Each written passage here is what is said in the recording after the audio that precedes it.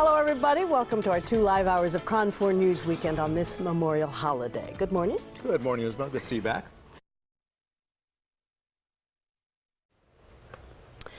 Women are now the dominant force in small business ownership. They account for 2 in 5 businesses and $1.9 trillion in sales. And even during this downturn, women have continued to start new business ventures and in some ways can be seen as the bright light on the business horizon. Yeah, and some 2,000 women are going to get together in San Francisco next month to focus on women in business. And joining us to talk about that is Sandra James.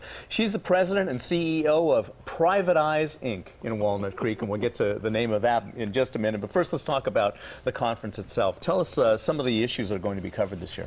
Well, you know, they're going to have a lot of educational workshops available for women that are attending, but it's really an opportunity for women-owned businesses to meet with major corporations, Walmart, Verizon, Coca-Cola Enterprises, Pepsi. All of the major corporations are going to be there, and it's really an opportunity for women to come together with corporations for opportunities for contracts.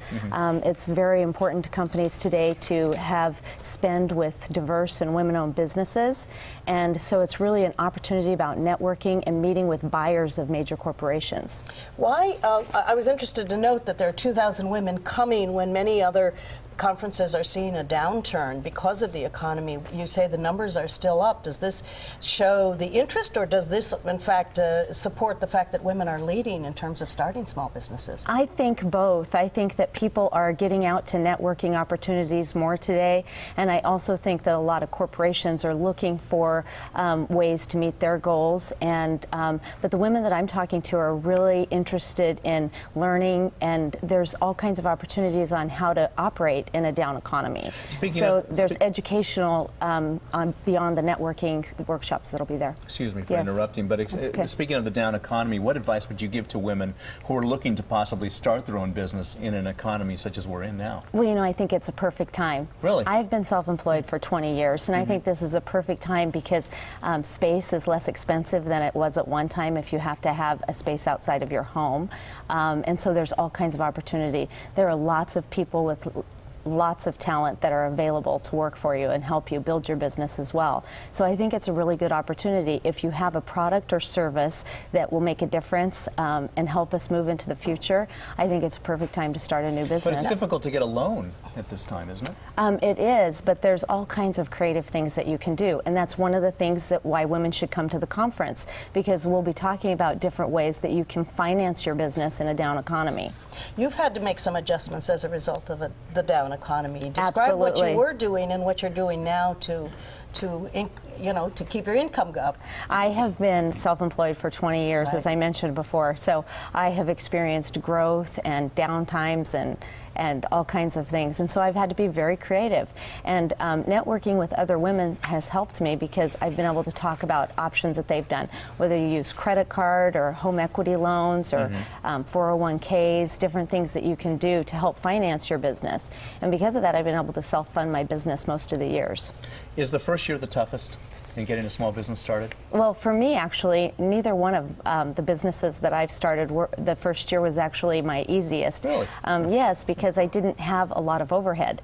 So I planned to, I started with a couple of employees and a small space, so I didn't have a lot of overhead. You do background checks, right? Yes. And drug testing. Exactly. We do pre-employment screening. Okay, there you so go. it's harder to adjust when you have when we had the economy change last year drastically, and a lot of our clients stopped hiring till the first of the year. And now we're starting to see more, but through a marketing strategy that we developed, we've been able to retain a lot more new customers, and that's how we've been able to sustain our business. So these are the kind of things that women will be talking about at the event, and that's why people should come to the conference. So you could learn tricks from the trade from the women who've sustained themselves. Absolutely, absolutely. And I'm always willing to share, and I'm actually a sponsor for the event, and I will have a booth there at the exhibit hall, and I'm happy to talk to any women that I know. I was talking to someone yesterday who's trying to sell coffee, and she was like, I just don't know how to get it off. off the ground, and I said, you should come to the conference, you know, but I was able to share with her some of the things that I've done, because it doesn't matter what product or service we're doing, we all have some of the same challenges as far as how to market it and how to sustain our employees, how to so there's the glory, but employees. there's the pain. So, Exactly, you know. exactly, yes, absolutely. But you say having a small business still is a good payoff. Absolutely. Yeah. Yes. Well, you're to be commended for staying, for running your own business for 20 years. Well, thank you. Nowadays, I mean, that's quite amazing. It's quite a feat. Yes, thank you. Someone actually lent me $10,000 to start my first business in 1989, and I've been able to make millions of dollars. And the reason I think this conference is so important is because in 2002, was when I first found out about getting certified as a woman-owned business, and I was awarded a contract that at the time I had no idea it was going to turn into a $4.5 million contract. And so it does help to be certified and to come to the conference. Yeah.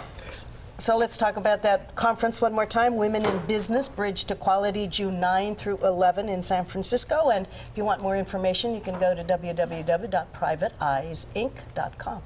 Okay, Sandra James, thank you so much. Thank you. All right. And we will be right back.